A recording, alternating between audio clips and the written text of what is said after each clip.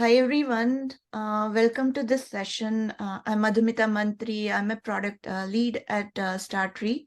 It's an early stage startup in real-time analytics and anomaly detection space. So I've also worked on pretty much like data science and AI ML product at LinkedIn, PayPal, Intuit, and now at StarTree. Super exciting journey, and I'm very excited to chat with Nick about this interesting topic on data science and AI ML product management. So today we will have three different areas that we are going to cover. One is introduction to data science, AI ML product management, and then we'll dive into identifying opportunity for data science and AI ML products. And then the other area that we will plan to cover today is building and developing data science and AI/ML product. So that's going to be covered today. And then the next session, episode 2, will cover more interesting stuff in this area. So hope everyone find this useful.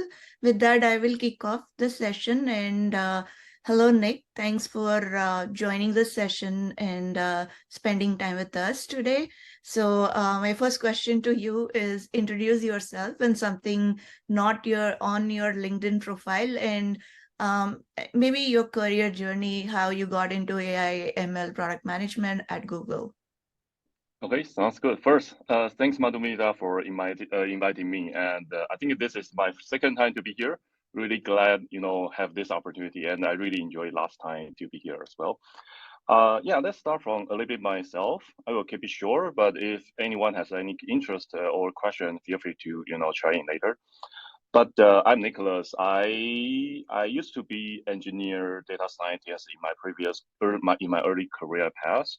And at some point, I feel like I really want to try it out to be a PM. That's how I moved into the PM track.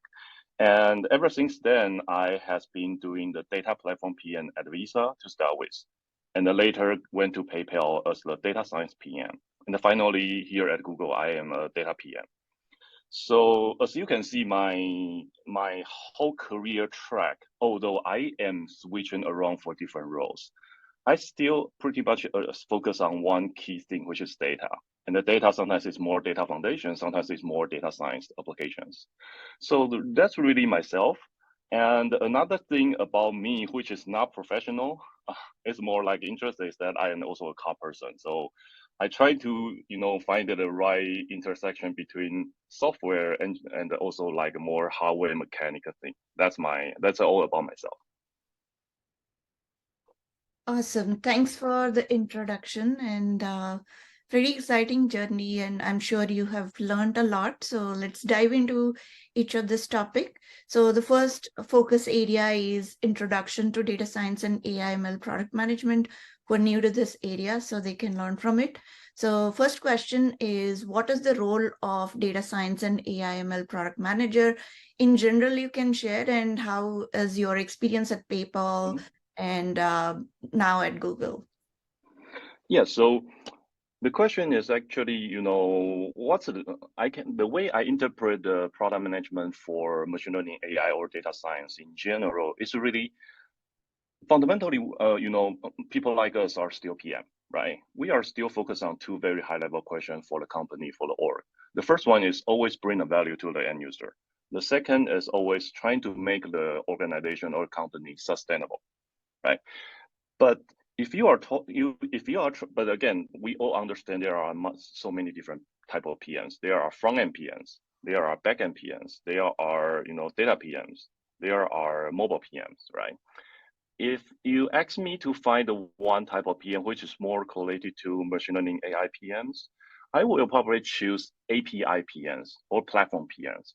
It's because fundamentally, when you build the machine learning or AI projects, you certainly need to come up with very clear input and output, right? And in between is, in the past, when it's just API, maybe there is a lot of code logic implementation happening in between. Now it got replaced by the machine learning AI models. That's the way I interpret it. So again, very short summary. As a data science PM, you need to be super clear about input and output. Yeah, that's my short answer. Yes. Great answer. I completely echo with what you just said. Something that unique about this role, of course, there's a lot of overlap with a product manager working on any other areas, but data science and AI/ML tend to be a little more technical than any other areas. Of course, you do need business knowledge, you do need product, like strong product fundamentals knowledge, but what differentiates you is how you can work with engineers, data scientists. Like earlier, you might be interacting with engineers, UX, UI, but now you need to work with data scientists, data platform engineering, data engineers, this whole lot of world. And you need to be also somebody who understand the data very well and good at like mining, processing the data so you can draw insights and like validate your business hypothesis through that, and a lot of experimentation. That's what I have experienced at LinkedIn. So yeah, completely echo with what you said. My next question to you is, how does data science and AI ML product management differ? I touch based slightly, would love to hear from you also, like as compared to traditional product management. Yes. Let me try to answer this in this way. So if let us start from the people the experts you interact with, right? Traditional PM interact with the software engineer a lot, right? That's more for like it doesn't matter it's front end, back end, or platform API. But when you become the machine learning, data science PM, the chance you work with data scientists will be increased a lot, right? And in some cases, depends on how the working model goes for different companies. Sometimes you also need to interact with data engineers. Sometimes it's more data scientists to work with data engineer. Depends. But again, you are still working with those technical experts a lot. It's just fundamentally they have different expertise. And to follow this difference, there is one thing which I would like to say being a more traditional PM and being a machine learning AI PM will be so different is that your capability to embrace uncertainty is becoming so important, right? Because traditionally the core logic can be explained by the human or by the engineer. You guys can talk, but when those logic got replaced by machine learning models, think about that. Think about that. The most common large language model now is like a 24 billion variables. There is no person can reasoning what's happening in between, right?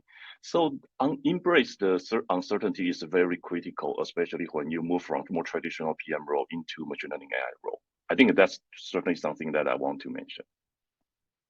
Yeah, great point. I completely echo with that. One other learning I faced, which is like, do not try to solve everything by yourself. There are experts, so definitely rely on that because they are experts in their field. They have done PhDs, so like there'll be a very tight collaboration with PhDs, and when you're thinking through the problem space. Another thing I have also experienced is, as you said, like being more patient, and it takes time, like it takes time, multiple iterations. You just need to be patient. It doesn't Yeah. flip in like one day. Yeah. The like data storytelling also becomes very, very critical, like how what you're inferring from the models and how well you can define. I have Yeah. also faced a lot of challenges around that. Yeah, I really like one word, one sentence, which is machine learning AI is not magic. It happens for some reason with some logic, but certainly it's not magic. Yes, completely agree. And a lot of time we think like everything can be solved by machine learning, but that's not true. Sometimes it's simple, like statistical models also can bring in more value as compared to like a big Yeah. model. Totally agree. So what are the skills, key skills and knowledge required to be successful in this role? Okay, cool. So again, data science, machine learning PMs are still PMs. So all the skills, expected are still pretty similar. Communication, data driven, some knowledge of engineering, some knowledge of business, some knowledge of design are all relevant. It's more like a traditionally, we always like to ask one question before we become a PM, right? What are skills and capabilities required to be a PM? And the answer we always get is that there is no, pretty much there is no mandatory skills required, but there are lots of better to have skill, right? So I would like to, tie back to this idea, which is, again, we talk about those. We can extend the question to whether the data science machine learning skill or knowledge is it critical to be a machine learning machine learning AI PM? Again, answer is similar. It's not mandatory, but it's very helpful if you have those experience or knowledge. That tie back to because your daily life you will work with data scientists a lot. And you also need to translate those machine learning knowledge or concept into your stakeholders. Doesn't matter they are sales, marketing, ops, or whatever people. They may have less knowledge about the machine learning AI. You need to transfer those technical language into the language that they can understand. And also the risk can help them do the risk assessment, right? So that's the reason why I mentioned it's not mandatory. You need to be a data scientist or data analyst in the past to become a machine learning AI PM. But if you have those knowledge, that can certainly help your daily works. And that's probably also a reason why my experience, for example, when I was at PayPal, all my peers are coming from either coming from data analyst experience or data scientist experience. They just really help us to do the work. Yeah. Yeah, I totally agree with you in terms of to become a data science or ML PM, AI ML PM, you do need some background. And being an engineer like you who transformed to PM, I think they have definitely a stronger maybe role to play because you empathize with the tech very well and you can empathize with engineers and data scientists effectively. That's what I've also seen when I was transforming to this role. I was an engineer before who loved playing with data, and then I took a course at Stanford, which is like writing code as well at that time, like how to build ML models and launching. Eventually, what I noticed, I mean, there are also a lot of people had asked, like, do I need to be that technical to be an AI ML PM? My recommendation to them, there are two different areas. Like if you're working on deep tech in building tools or products around AI ML, you definitely need to be like very knowledgeable in the tech side. But there are also applied AI ML side of it, which I have experience at LinkedIn, especially with consumer facing product or like the applications you built on top of it. That area I've seen, although you need to have some basic knowledge about AI ML, but you need to know how to use it effectively, and you, in that way, like you can scale your technical spectrum accordingly. So yeah, very Yeah, well said. totally. Yep. So let's dive into the next question. How can a data science and AI ML product manager effectively collaborate with these like data scientists, engineers, and other stakeholders? There are, again, we spoke about two different types of PMs in this case, like somebody deep tech coming from data science background, and somebody doesn't come from that background or doesn't have that technical depth. Mhm. So if you can share your experience, how it is in terms of Yeah, collaboration, what sure. worked, didn't work. Sure. I would like to mention two of my insights or takeaways. The first one is, traditionally as a PM, we always talk about the opportunities and efforts, right? We try to use these factors to decide, prioritizations. I want to introduce the third, which I roughly quickly mention this here, is the risk expectation. Again, it's relatively easier to describe what's happening, what are the business logic within the code. It's really hard to extract those information from a model, especially the neural network, large language model. Those are just way too complicated for human to do the reasoning, right? So when you communicate with your stakeholders, you need to set up the right risk expectation because, like you also mentioned this, not every single machine learning and AI product or project will success. There will be always failure. Of course, you learn something, but there is always some risk to be failed. So I think clearly communicate this with all of your stakeholders, especially with those without solid, machine learning AI background. It's very, very critical. And as a PM, we need to be honest, right? We cannot just say that, hey, I guarantee you will succeed. So this is the first thing. And the second thing is that you also bring this up very well, which is as a PM, we are not like almighty. We are not the person do all the job. We are working with so many experts, especially machine learning AI. We are working with so many PhDs to get the job done. So engaging those experts as early as possible is very critical. There's always this, debating or argument saying that, hey, don't treat data analytics or don't treat machine learning AI data science as the second tier supporting team. That's very important. If you want your product to be as AI driven, as machine learning driven, you need to help those experts engage with the problem statement as early as possible. Right. So I think that these two are really critical if you want to making sure that your product with machine learning AI to be as successful as possible. Again, there's always failure, so keep this in mind. So yeah, that's my two recommendations. Yeah, well said. I think resilience is very, very important in this field, and you will face failures. I mean, I can remember one time I was working on an R&D initiative at LinkedIn. Back then, LinkedIn was acquired by Microsoft, and we were building this job, conversational bots on job, and we decided to launch it in Bing search. And guess what? Like, it was a failure to begin with, and the reason was on Bing, there is few white collar job search happens, and not many people were interested in interacting with that job board because LinkedIn is all about white collar job. So that was an interesting learning. And I guess like in terms of collaboration, I mean, working with experts in the beginning was very important. So they had taken necessary measures like how to generalize the solution. So luckily, we had good milestones and KPIs to go after and make sure like how we can fail faster and learn from it. And we were able to pivot to another use case. So keeping those use cases in mind and being open to be like you will get rejections or failures, and at the same time how you can adapt and move on are important. And that too, like how you can bring people uh, together with this journey, that's I mean extremely important. Yeah. I know some folks joined later, so just to mention that I'm going through a set of questions in those three different areas that we will be covering today in this episode.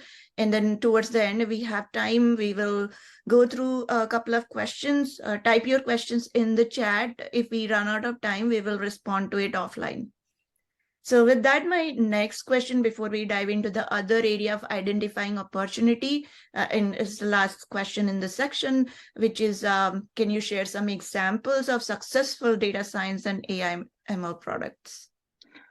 Sure. I think everyone probably have like hundreds of different answers for this question.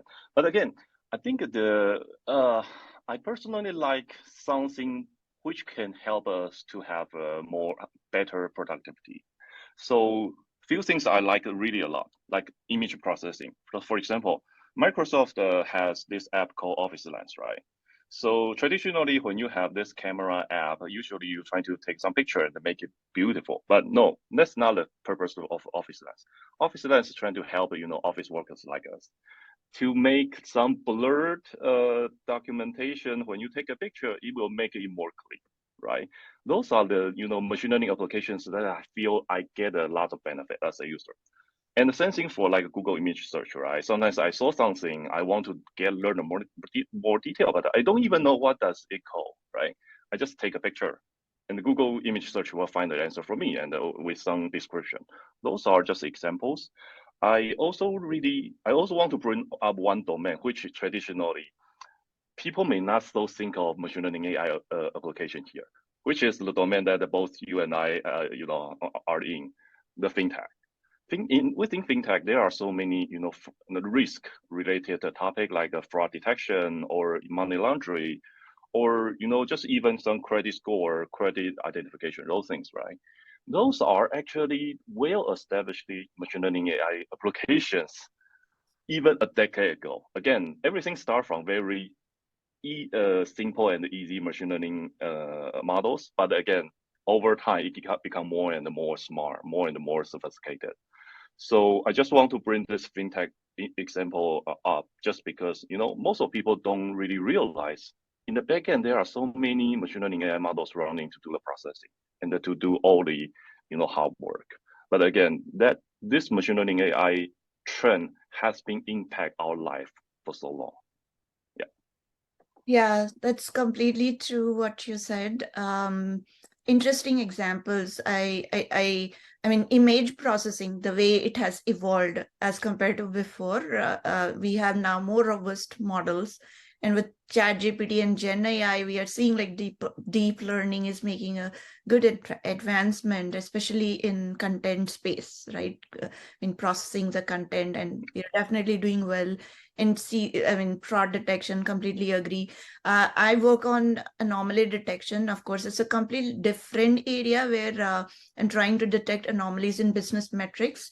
And the learning I had was using AI ML, we run into multiple issues because accuracy becomes a big problem, and how to like tie it back to the business context, and building a generalized solution is very, very hard. And what we have seen is instead like using data science model gave a better accuracy and result. So you really have to weigh in and see where, but there are definitely some areas it is advanced well. And I could clearly see that it is going to grow more in the fintech, e-commerce, edtech space, and other areas we are still learning and evolving. So do you agree with that, or you want to add more Totally. industries? Totally.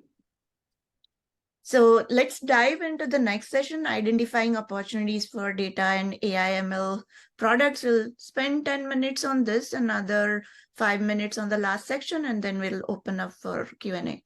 So the next section is about identifying opportunities. So how do you identify potential use cases for data science and AI ML product? What is your approach? Okay, cool. Let me start from here. I think there is a very critical thoughts regarding it doesn't matter if we want to talk about just data analytics or machine learning AI applications, potential use cases. The most critical part is still starting from data, right? So I think starting from the data analytics, making sure you have a good insights, good data is always the fundamental question, even before we're talking about all the advanced, like a little bit magical, machine learning AI things. So I think starting from there is very important. And once we have solid enough data assets, data foundations, in order to make us to be, able to identify potential use cases, I think trying to find patterns is very critical, right? Because machine learning AI fundamentally doesn't matter how many variables, how many computing storage systems it's using. Fundamentally, it's still based on like stats, right? Stats is a pattern, numerical pattern. So if you can see specific pattern happening, they may imply that the problems you are trying to address might have higher chance to be solved by machine learning and AI. I think that's the first thing I want to bring it up. The second way to identify potential use case is a knowledge, right? So for example, recommendations. If you see Netflix can do the recommendation of all the different movies and the TV shows to the user, maybe you can think, okay, for me, maybe I'm an e-commerce platform, let's say Amazon. That probably also work for me to try to sell the right products to the right person, because I'm also doing recommendations, right? I'm just doing the same thing for different domain. So analogy, I think, is also a very reasonable and straightforward way to trying to see what could be applied to your product or your features. Yeah, completely agree. Identifying use cases are extremely important and tied back to the knowledge you have. And when we are learning, I think it's important also like how diverse opinions are also considered perspectives, because that's extremely important. If miss the diverse perspective, then you're training a model thinking about the features that may not be completely aligned to the use case you are going after. So yeah, with interest of time, I'll move on. What are some of the data consideration? I know you have touched base a little bit. Want more understand in terms of the criticality, right? When we are going after data-driven development. Okay. I can summarize into two big topic, but again, each topic may have like 30 an hour the conversation, but I will try to keep it short. I think just like I mentioned, every data science machine learning starting from data. So the data quality is super critical, right? If you get the last whole bunch of, trash data, you won't get the right result. Doesn't matter how sophisticated your machine learning model is, right? So the data quality is certainly one big data consideration you need to think of. The second is the data governance, including security, privacy, all of those things. There are two reasons. One is just in general, if you do this wrong, you will, the company will lose a lot of money. That's the reality. There are so many regulations around this. The second is just at the same time, if you do it wrong, you also lost the trust from user, which is also bad for, for building products, right? So again, there are a whole bunch of details around these two big domain, but I would like to conclude, data quality and the data governance both. Yeah, completely agree. I just wanted to add one more thing, what you said. Again, data quantity also matters, because sometimes if you have low data, then it's either like overly fitted, or there are bias introduced. So enough data, training data, one of the biggest problem I have faced. And another is, as I mentioned before, like diversity.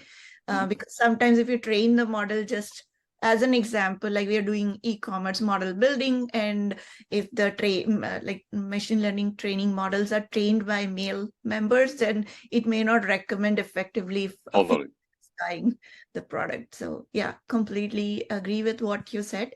So next question is around since you touch base on governance, little bit privacy, what ethical consideration somebody should consider as they are building these products? Oh gosh, this is probably the most challenging question today. So ethical is really a super huge topic especially for machine learning AI. Again, it has been really big for just in general product management, but when you talk about machine learning AI, it's even bigger. Just because again, we all talk about how hard to explain a machine learning and an AI model, right? So if something go wrong in the past, so for example, if you are using the wrong color for your product, you can explain, oh, that's because blah blah blah. You can make a change.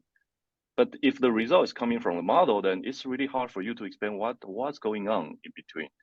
And also tie back to your point, right? If your data has any bias, you only collect certain population of data. When you do the forecasting for another population, certainly it will go wrong, and you will it probably will go way off, right? So I think that again, a very fundamental PM question to answer the ethical problems is always user centric. Trying to do some like for example, monkey test to see what things can go off out of your control is very critical. And we also talk about privacy, security, those things. Here, I also want to bring up the third pillar, which is safety, which, it may not happen for some of the product, but it may be very dramatic impacts other products. Again, I want to bring out one example, not saying that I like this product or not, but I want to throw this problem to everyone here because everyone here are PMs, right? If you are the PM of let's say, for example, Tesla full self-driving, do you think it's ethical to let a full self-driving car driving around on the real road everywhere, anytime, if we know in some cases it actually performs worse than human? Because if you are building a website, maybe you are not killing people, but if you are building a real car as your product and it's full self-driving, driving by machine is one part of your feature, that imply that if something go wrong, it may hurt people or even kill people, right? It's a really fundamental ethical problem. And I don't have the answer. I certainly have my opinion, my strong opinion. But again, different PM will have different opinion and answer to this based on different background, based on different perspective. I just want to throw this up. There's no right or wrong answer here. I just want to throw this question out for everyone here to think, because ethical problem is very hard, especially in our domain. Yes. Yeah, completely agree. There's no one size fits all, and it's an area that is still a lot of work needed to be done. It is evolving. At LinkedIn, when I was working on the trust and feed teams, what we have done is like to improve the ethical consideration. We have always worked with group of experts like legal, SMEs, and to make sure there's enough ethical consideration baked in, because sometimes you don't know the rules and regulations. Fintech is even more crazy because the rules and regulations is very often changing, and now to keep up with the space, it's a very hard problem to Yes. tackle. Yes. Always trying to talk to experts is the really the right answer to this. Just Yeah. like you mentioned, it change over time. Yes. So since we talked about this topic very quickly, like in this section, I wanted to understand is how to validate some of these consideration risk, and also your hypothesis. Everyone comes with a hypothesis, and once you validate, like how would you go about prioritizing those features? Okay. Yeah, I think let's start from validation, and then we can talk about prioritization. Validation, I think, I want to bring out one idea, which is start from something simple, right? Let me give my PayPal time as an example. So it's really hard to, if you from the very beginning you build a machine learning AI model, and it will be really hard to do validation for either whether it works or even think about the next level like privacy, security, or even ethical questions. So starting from something simple, meaning, for example, the way we build the machine learning application at PayPal, my experience is that we're starting from rule-based approach, right? It's very simple. You will be able to explain what's going on, right? They give you some time to first collect more data, and the second, see whether it works. Tie back to the one idea I mentioned, that if you are seeing patterns, you probably will be able to write some rules, and you just need to prove that those rules work. You want to it's not necessary need to be perfect, but at least you need to prove it works. And over time, once you see, yes, that's the right direction, you will be able to bring in maybe starting from more straightforward, simple machine learning AI approach, like, for example, linear regression, or you don't sound very fundamental stats-based classification, those things. That's a phase 2, right? And ideally, you should be seeing some difference, especially toward the positive direction. And once you see this trending, you start to bring out more sophisticated, like a neural network, like a large language model, Gen AI, those things, into the next phase. So it's a progressive approach to making sure you are not messing things around, and you are seeing benefit for the end user. Yeah. And regarding prioritization, again, I mentioned 2 dimensions, which is opportunity and also effort, right? That's very common for most of PMs. Remember to put the third layer, which is risk. Again, there's a risk to be fail or to be success. There's a risk that this domain might have a lot of ethical, challenge problems. Bring this as your multiplier into the way you do the prioritization. So, adding 3 dimensions here. I think this is my approach to answer this. Yeah, no, completely agree with that. It resonates very well with me. As you said, like, and make sure it's an iterative process. Start simple, and I've also faced that. Like, try with rules, and then see if you can make it more advanced if the rules are successful. And also testing with enough data. And sometimes we struggle to have the right data in place to validate your hypothesis. So data acquisition was a big problem we were dealing, and especially fintech, you probably know how challenging it was. And Yeah, and if it's a small, simple enough use case, then yeah, you can definitely get a lot of synthetic data from Kaggle and all. I've also faced a challenge, like if it is too synthetic. I know there are a lot of products getting built like synthetic data, but it is so well structured, and real world data won't be like that. So it's very important to test and validate with real world data and then iterate. Thanks for also sharing your prioritization mechanism. I mean, that's what exactly, like adding the risk factor is very, very important, and something we can't miss or like not think about. So the last section, I know we are almost close to time. What I can do is like we'll use this area, quickly cover a couple of questions I have, and then I'm willing to stay longer. If you are open, we can stay longer. Yep. And maybe use like 15 to 20 minutes. I Yep. hope audience will be fine. In case you can stay, in case you have hard stop, please feel free to drop up, share your questions in the chat, and we'll respond offline. And if you're interested, you have time, you can stay along, and we'll open up the floor around 10:42, like another 5 minutes I'll take.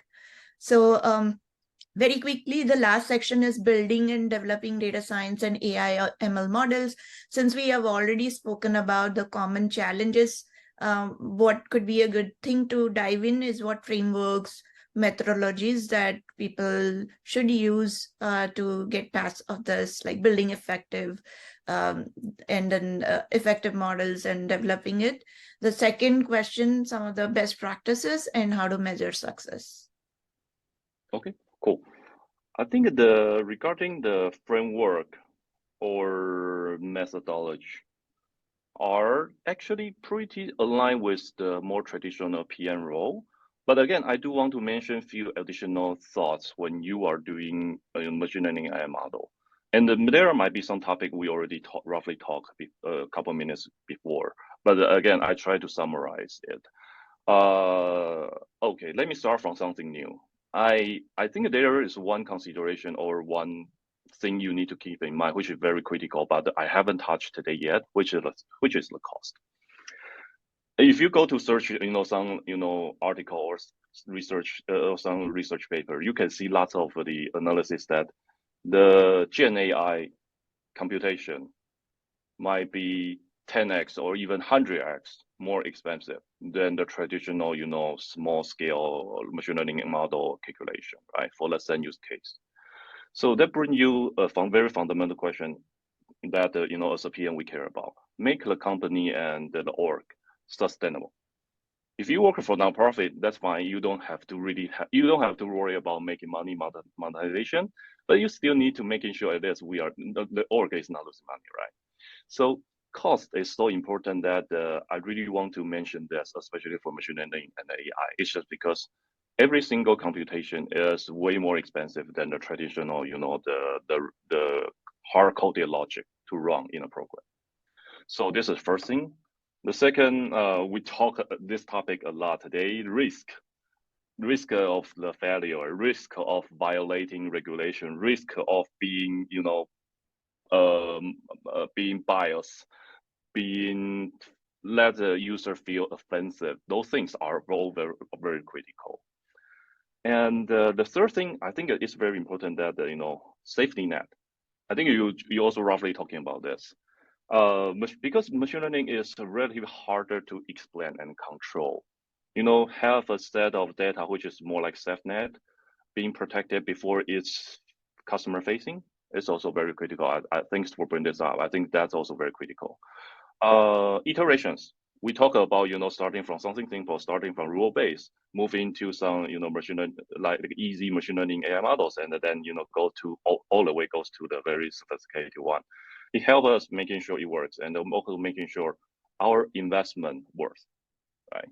I think lastly, we also roughly talk early engagement, trying to make sure those experts engage as early as possible in the early phase, even in the user research, user segmentation, understanding phase. It's also very critical, just because they certainly have more knowledge than you about the, how machine learning AI can help in some cases. Yeah. So again, framework is aligned with the traditional PM, just because, but there are many different focus required for machine learning and AI PM. Completely agree. It's a very iterative journey, especially in this space. What has actually worked for me is always like thinking ahead, and forward thinking is very much needed as well in case of AI MLPM, because you need to come up with the hypothesis and validate before like anybody can start building it, because it's very, very expensive. So I spend a significant amount of time, my time, in discovery and hypothesis building, and how I've executed like what model works. It's very hard to say that like agile will work or waterfall will work. It's completely you and the experts in the space. Sometimes the research work takes so long, you can't be like really waterfall. In that case, like your research will be a mini project, and then you have milestones around that. You always need to be very strategic in terms of where you're heading, but you also very need to be like very milestone oriented and learning every step, and you are ready to pivot all the time. So I think that's very, very important. And defining those milestones and tasks ahead of time and forward thinking has worked really well. Yeah. In terms of measuring success, we can cover quickly about that. Like I know there are traditional data science model. We can like there are different KPIs. We can look after like precision, F1 score, so and so forth. But more from PM standpoint, like what other metrics you look at in your dashboard to make sure like your development is on track and everything is going as per expectation. Yes, that's a good question. I think that usually we measure all the user end-to-end experience, right? From acquisition, onboarding, adoption, all the engagement, and finally monetization. Those are pretty similar with the traditional PM. But again, I keep saying one very critical factor that we, as a machine learning AI PM, we need to keep in mind is cost. Fundamentally, it's not just how many. Of course, users sentiment, user satisfaction is very important, but also in order to make the product or the project relevant, we need to make sure it's sustainable for the company. So not only investment, but also the cost become the ROI. It's very critical, especially for machine learning AI. Just like I mentioned, it's 10x or even 100x more expensive than the traditional, computation. So I do want to really bring this up. The cost is very critical and trying to keep in mind, just because traditionally as a PM, we don't really get trained to consider cost so much. Of course, if you are hardware PM, you care a lot. But if you are software PM, traditionally, we don't really talk about cost that much. Yeah, totally agree. Cost is a big factor, needs to be factored in. One other thing I have experienced, and although PMs do not get involved as much in that space, but it's very, very important, as you said, like we need to watch all the risk. So data observability, because as data changes, your machine learning will start performing poorly once you have launched. Also, maybe at the time of launch, it was very accurate, working really well. But as data grew and data changed, the model started degrading. We have faced this a lot, and that's where the data observability, ML ops, monitoring or ML ops overall is very, very critical. And I know there's several companies in Bay Area have been spun up in that area, and it is still evolving space. Do you have anything more to add there? Yeah, totally. I think that's a very interesting new domains, just like you mentioned, right? Lots of startups even spun out just because this is super big topic. And I think it, depends on how different companies perform, all of their data processing pipelines. Trying to making sure at least each phases are monitored and tracking, and then making sure data assurance is performed well for the other. Again, in order to do data observability, you need to think sure first there are some monitoring mechanisms happening, right? So data assurance work is also very critical. Certainly, is very critical here. Garbage in, garbage out is always the foundation of data analytics or even machine learning AI. Yes. Completely agree. So I think I'm done with my questions. So I will open up the floor for questions. So I've enabled for everyone in the call. Now you can unmute yourself or turn on your video and you can ask your questions. I know some questions out there in the chat. We can go over that, or feel free to even unmute yourself and ask those questions. Hi, I just want to thank you so much again for this event. I was actually just curious quickly, one, where can we find the recording for this event? And two, how do you recommend students who, might have previous product manager internship experience, but don't really have experience with like working on ML or AI products? How would you recommend them to get experience to pivot into machine learning and AI product management roles or internships? So I'll take the first question, and Nick, you can answer the second question, and I can add if there are more to add. So recording, yes, I'm recording the session. And what I will be doing, there are 2 episodes that are happening this week and next week. Once we wrap up everything, I'll be producing those recordings in various channels. You'll see in my podcast channels, it will be available YouTube, Spotify, and all the areas. And plus, I will also publish a newsletter on LinkedIn on this topic, which will be also scripted version of this, and you'll get access to everything. Okay, cool. I can take the second part of the question, and feel free to chime in, Madhumita, if you have, slightly different answer based on your experience. I think it really depends on, your situation, right? I can break down into different cases. If you are still like a student, you still have access to the school resources. I think that the hands-on projects are very critical. Take my example. I came to US because I want to get my business school degree. So I'm actually, although I have engineering background, but I'm actually studying business here. At school, I'm trying to find projects that have chance I can work with students from other programs like computer science or data science or data business analytics. And within the project, there are certain jobs need to be done. There are more technical, which is doing analytics, building model, and also trying to build a presentation and trying to making sure the problems we are addressing are at the right direction. I force myself to be focused on more business side, but at the same time, I have the opportunity to work with those people has those expertise, right? Although I don't have, maybe in the past, I don't have any experience to work on the machine learning AI directly, I still gain experience about communication. And I think that, tie back to the very beginning, communication with those experts is the most critical capability you need to have if you are looking for opportunities in this domain. And again, if you already start to work, you lost the access to the school resources or the cross department joint projects like that. There are still some opportunities that you can leverage. Bootcamp. There are also some side project opportunities you can find from some of the the part-time websites. They do the matching. Those are also opportunities that you can try to pick up some works, not directly building model, but still very close to them and learn how to communicate with them. And of course, if your company internally also have those opportunities and open for you to be participant, that's the best situation because you gain the experience and you also gain the reputation from the same place. That's always the best. But again, depends on different situation. You may or may not have those opportunities. So trying to find those chances, there will be opportunities all around. Just need to to identify those. Thank you so much. I really appreciate all the thank you.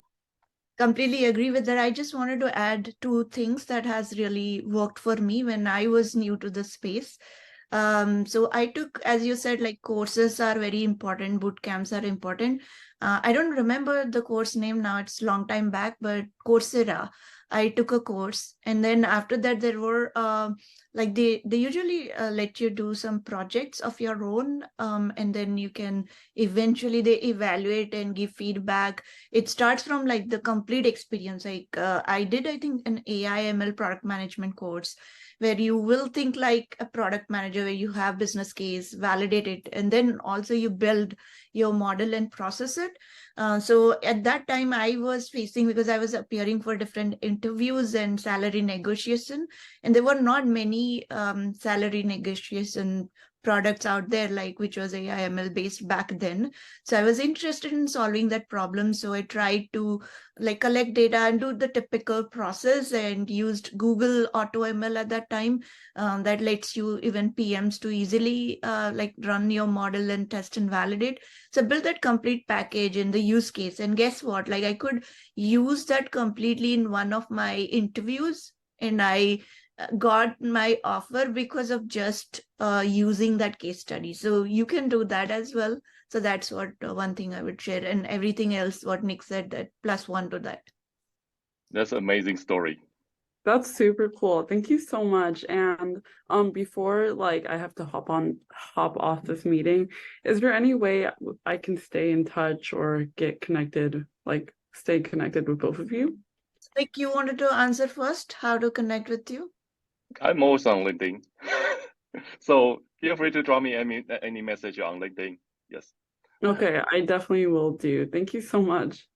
Yeah, and for me, same thing on LinkedIn, and you can go on to my profile if you want to have more chats. You can book time with me over there, and I'm always available to help as well. And yeah, there's a lot of content I write and also do podcasts, so you can subscribe to those, and yeah, you can get access to all that I'm trying to contribute to this community.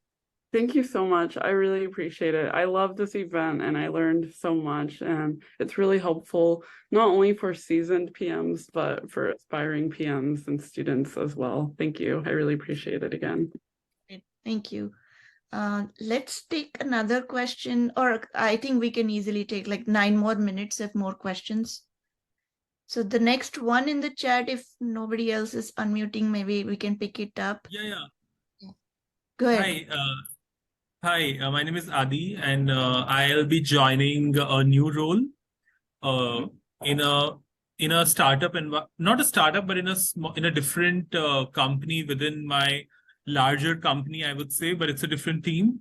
As a senior PM tech, data ingestion with data cataloging as a responsibility. I have given some technical details, like they have some hybrid architecture and a vision to move to AWS after 2 years. I know it doesn't sound true, but that's the scenario. Like they still have on-prem Hadoop and something on AWS. And so what should be my first goal in the first 2-3 months, and like how should I set myself for success? Because I think in US and all, you have to prove yourself within the first 2 months also. You can't say that I'm new, and I'm new to the role, so I'll take 6 months or 1 year to perform. I can't do that, right? Nick, you wanted to take up this question? I can start.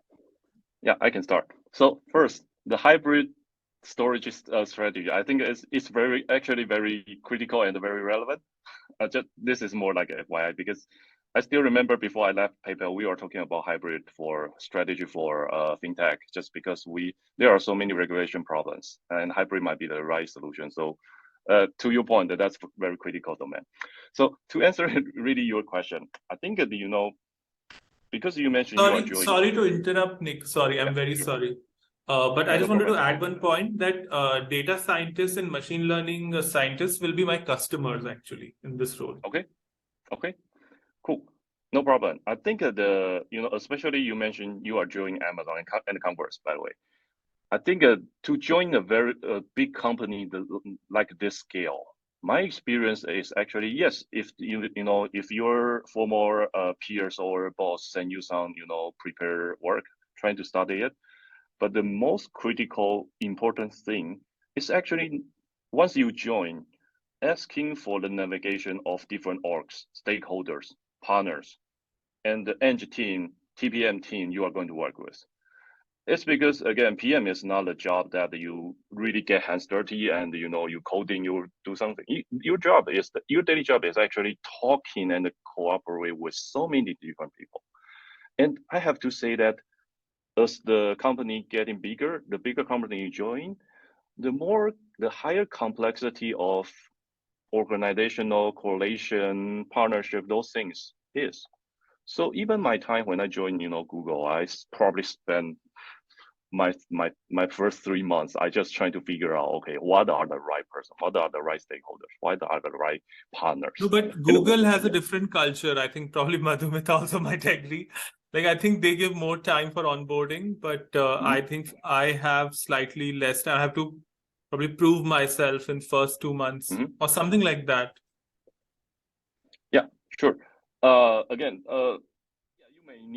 you may have more time pressure on navigating the organizational, but again, two topics here is certainly, expertise and also organizational relationship. I think that's very critical. Depends on what you are going to deliver. But again, as a PM, you are not the sole researcher, right? So I still feel like the figure out what's going on, especially from stakeholder perspective, is very critical here. And that's certainly something that I want to bring this up. And by the way, there is a book called I can share offline, but because I don't remember its exact name, but I think the book's name is like the first 100 days of joining a new company or taking a new job, something like that. You can probably find it on Amazon or online. That's very helpful because that describe in any cases what are the most critical job or things you should get done or you should figure out when you join a new company or when you pick up a new job. Yeah, so I think that's very relevant. Yes. But I was actually more interested to know anything to be done specifically for this role because it's data cataloging and specifically ingestion with ML scientists as customers. So probably, I think like Madhumita was saying, I should probably also ask them about their quality issues or something. Yeah, so I can definitely add more to that because I've worked on both the areas, both on data platform side and also AI/ML side. So, and I worked at PayPal and startup. Completely agree with what Nick said. I think spend enough time to define your success goals for like first couple of months. How that maybe Google is little like you can take time because a big company and at a startup maybe it is crunched. A startup, they expect you to start delivering immediately. But having that said, because I've worked at both PayPal and a startup, having a structured learning process and what are you going to accomplish in first 90 days is very, very critical. I've written a Medium article I'm just sharing here. You can always refer to it later. To go back to your question in terms of what specifically you will do if you are working on moving these product to cloud and there's existing product in terms of data ingestion and catalog, what has helped me is I spend at least 2 to 3 weeks doing research and coming up with an interview guide, how to interview all these users. And users could be data scientists, ML engineers, that's totally fine. But listing down all the questions that you would ask and think about what is the strategy and what is your long-term vision, like going to cloud, what are some of the important things that you would like to accomplish, and working backwards, frame those questions, do the interviews. And of course, if you're working on a startup, you have to do it very fast. You can't take like 3 months to do that. Maybe you have to take. Have you written an article, Madhumita, on that questionnaire? No. Or I don't know if there is an article I have written on this. But good topic. Maybe I'll pick up some other time. But just to quickly summarize, just talk to people. And then once you talk to people, you will learn about use cases and collect all use cases. And there is no second brainer to that. Ask everyone, what are your use cases? Like nail it down. And then next phase is about talk to your SMEs. Oh, you need to define some patterns out there. Do industry studies also, like how other industries are doing that same thing, because it's not like something Greek or Latin or doing first time. There are other people have moved to cloud and learn from them what worked for them, what did not work for them.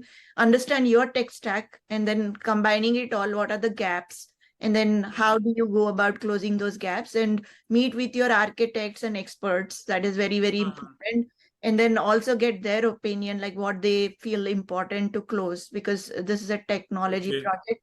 That should be also prioritized, and then eventually come up with a crawl, walk, run of your roadmap and clear KPIs, what use cases you will move first versus KPIs, all that you should note it down. So and that's a quick summary. It's a big topic to cover though. Thanks, Madhumita. Thanks, Nick. Great. I think we are very close to wrapping it up. Any final thoughts or questions from the audience, or your experience you would like to share? Hi, Madhumita, Nicholas. I'm actually, thank you for putting this event together. I'm actually a data scientist, but it's cool to see that you guys both came from engineering backgrounds, because maybe PM is something I'll consider in the future after getting some more experience as a data scientist. But I was just wondering, as a PM, when communicating with data scientists and machine learning engineers, what kind of skills do you look for that they should have so that you can really translate business goals into their tasks? Nick, do you want to take up the? I can quickly answer. My experience is actually it's not really not something I'm looking for. It's more the cooperation thing. I come as a PM. I come in from user business side of the perspective.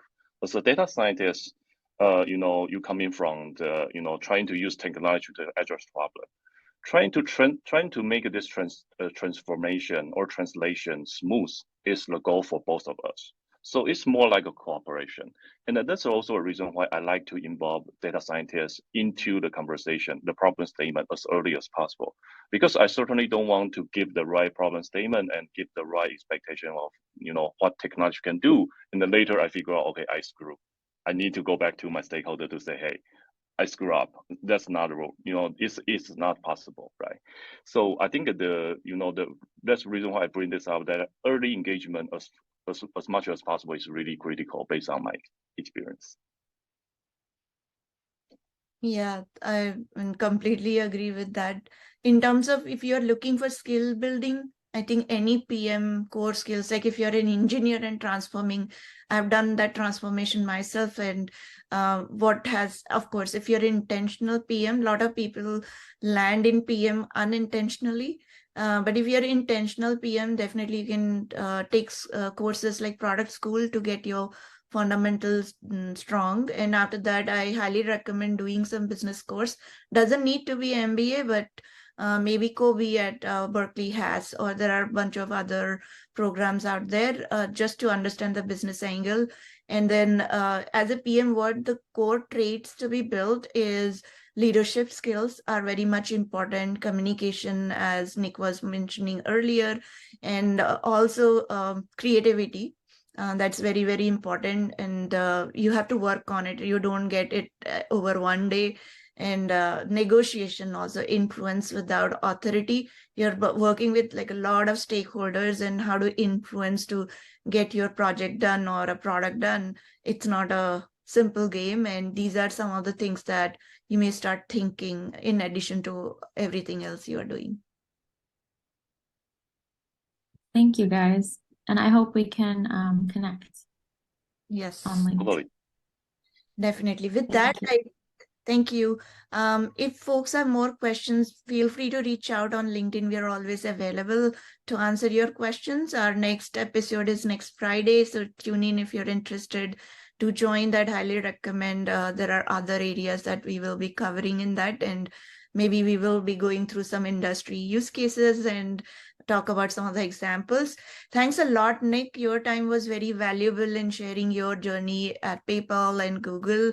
I'm sure the audience will find a lot of value from this discussion, hearing your journey and experience. Any final thoughts before we wrap up? No, it's really a good experience because this domain changes every day so much, right? So it's not really just it's not just learning from audience, it's also learning from me, because I am hearing some different questions that I can try to think whether I can apply to my daily job as well. So really appreciate this opportunity, and a nice talk to everyone.